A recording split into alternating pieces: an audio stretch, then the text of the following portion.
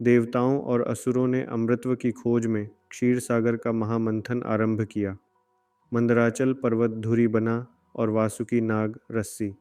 समुद्र की अतल गहराइयों से सृष्टि के रहस्य अब प्रकट होने लगे थे। मंथन से निकला भयंकर हलाहल विष जो तीनों लोकों को नष्ट कर सकता था।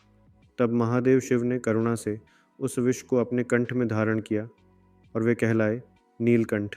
इसके बाद प्रकट हुई कामधेनु, वह दिव्य गौ जो न केवल पोषण बल्कि अनंत समृद्धि और इच्छा पूर्ति का प्रतीक बनी।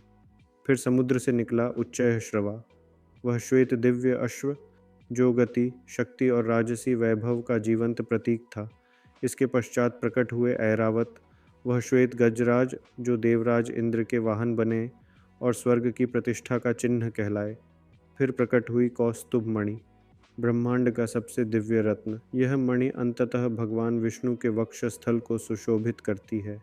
इसके बाद कल्पतरु यानी कल्प वृक्ष प्रकट हुआ, वह दिव्य वृक्ष जो केवल साधारण इच्छाएं नहीं बल्कि धर्मयुक्त मनोकामनाएं पूर्ण करता है।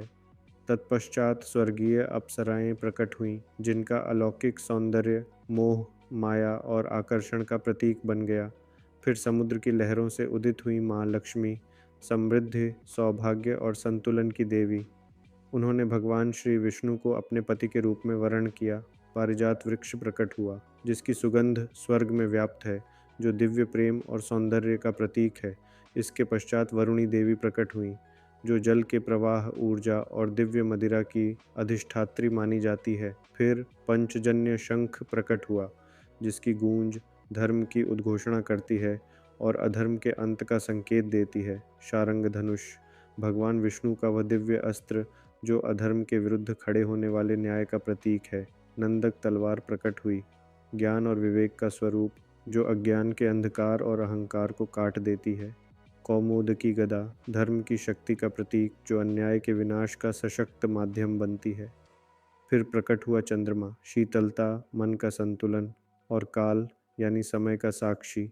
अंततः निकला अमृत कलश, अमृत का वो सार जिसके लिए यह संपूर्ण महामंथन रचा गया था।